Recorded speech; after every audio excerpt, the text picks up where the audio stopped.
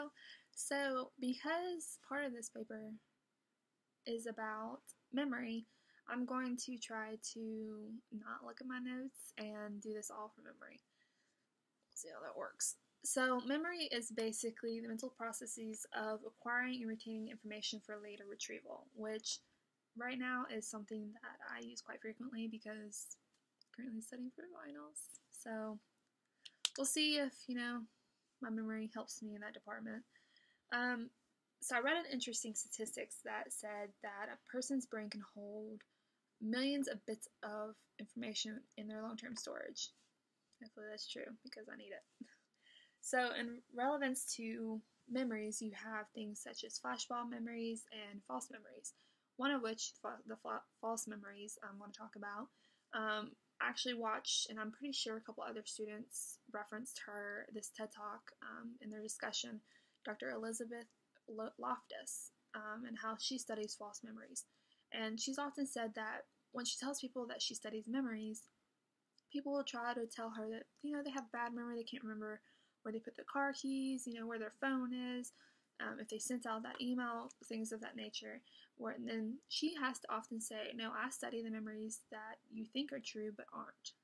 And, that made me think of, I referenced this in my discussion as well, this time when I was about 8 or 9. I remember being stabbed in the foot with a pitchfork. It was an accident. And I distinctly remember being told that I was going to have my toe surgically reattached. And when I bring that up to my dad, he often tells me, it's not how it went. You had to have it stitched up, but not surgically reattached. So, me as a child, and me as an adult, wonders as to why I would say that. Is it because I'm trying to make the story sound better? Because, hospitals aren't cheap for a single dad? Or am I embellishing the story to make it sound cooler? What's the reason? And I've often noticed that a lot of children do that. A lot of adults do that, which is crazy. So, next we're going to talk about psycholinguistics, which is the study of language as how it's learned and used by people.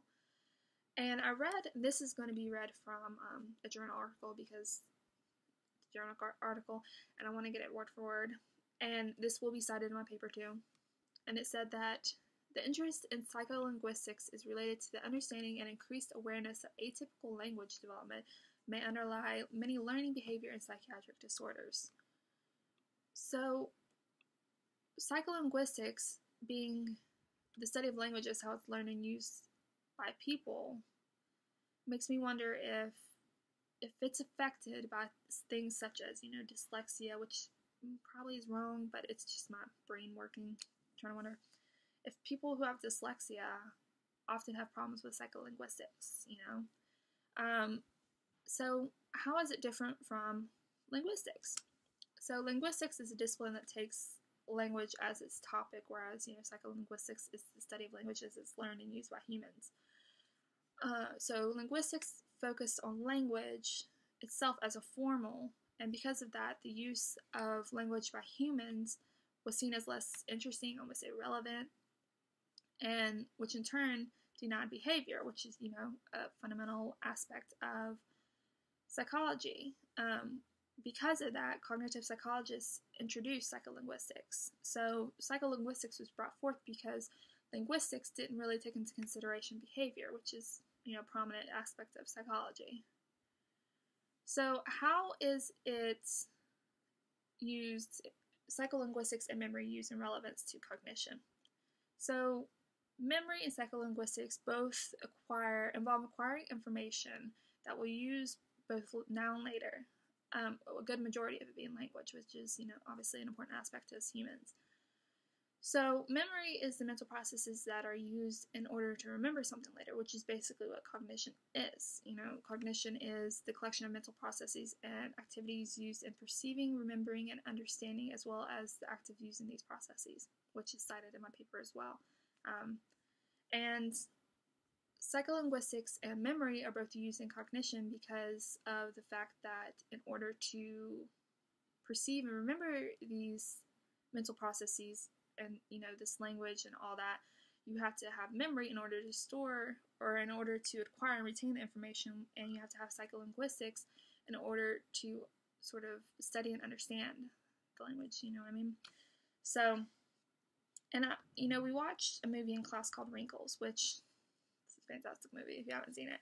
And in that movie, you see flashbacks of the main character to when he was younger. And he's basically pulling these flashbacks from memory for later retrieval, which is at that moment, because it's obviously flashbacks from when he was younger, which brings in memory.